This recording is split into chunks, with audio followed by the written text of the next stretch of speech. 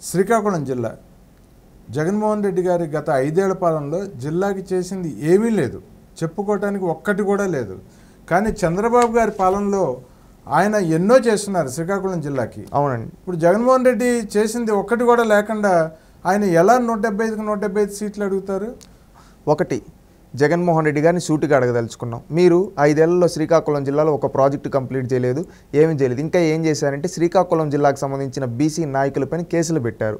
గతంలో శ్రీకాకుళం ప్రజలారా తెలుగుదేశం పార్టీ ఏం చేసిందో ఒక్కసారి గుర్తు చేసుకున్నాం. మన జిల్లాలో వంశధార ప్రాజెక్టు కావచ్చు, తోటపల్లి ప్రాజెక్టు కావచ్చు, అదేవిధంగా హీరామండలం జలాశయం కావచ్చు, ఇవన్నీ తెలుగుదేశం పార్టీ పూర్తి చేసింది. ఇవే కాకుండా 180 కోట్లతో బొత్తు ఎత్తిపోతల పథకం స్టార్ట్ చేసింది తెలుగుదేశం పార్టీ. ఇదే కాకుండా మన సీతంపేట దగ్గర ఎన్టీఆర్ గారి అడ్వెంచర్ పార్క్ స్టార్ట్ చేయడం జరిగింది. అదేవిధంగా మన జిల్లాలో వంశధార, నాగావళి నదుల అనుసంధానం చేయడానికి శ్రీకారం చుట్టారు.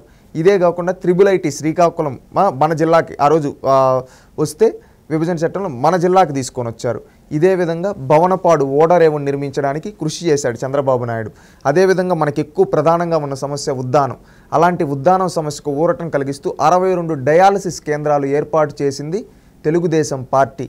అదేవిధంగా కిడ్నీ రోగులకు ప్రతి నెల పింఛను మొదలుపెట్టింది తెలుగుదేశం పార్టీ.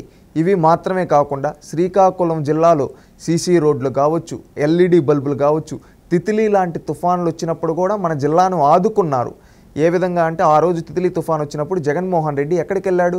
పక్క రాష్ట్రంలో సినిమాలు చూస్తూ ఉంటే ఆ రోజు మనకండగా లోకేష్ గారు కావచ్చు, చంద్రబాబు నాయుడు గారు అండగా నిలబడి మనకు ఒక భరోసాగా నిలబడి మన జిల్లాలో బడుగు బలహీన వర్గాలకు ప్రాతినిధ్యం వహించే నాయకులకి నాయకత్వం అందించారు.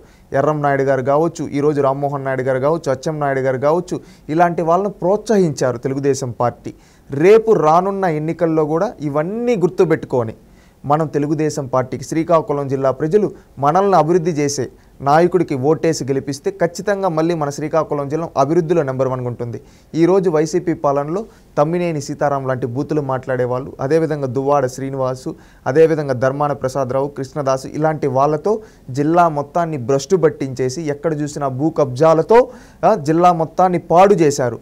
మళ్ళీ మన శ్రీకాకుళం జిల్లా అభివృద్ధి చెందాలంటే తెలుగుదేశం పార్టీ ద్వారా మాత్రమే సాధ్యం. ఇది గమనించి మీరు రేపు రానున్న ఎన్నికలు మే 13వ తేదీ తెలుగుదేశం పార్టీకి ఓటేస్తే మన శ్రీకాకుళం జిల్లా మళ్ళీ అభివృద్ధి బాటలో పయనింపజేస్తుందని భావిస్తూ ప్రతి ఒక్కరూ శ్రీకాకుళం జిల్లాలో ఉండేవాళ్ళు చంద్రబాబు నాయుడు గారు చేసిన అభివృద్ధిని, జగన్మోహన్ రెడ్డి గారు చేసిన అరాచకాలను గుర్తుపెట్టుకుని రేపు మళ్ళీ మన శ్రీకాకుళం జిల్లా అభివృద్ధి చెందాలంటే అది చంద్రబాబు నాయుడు గారితోనే సాధ్యం. కాబట్టి కూటమి అభ్యర్థులను గెలిపించడానికి మనస్ఫూర్తిగా కృషి చేద్దామని తెలియజేసుకుంటూ ఉన్నాను.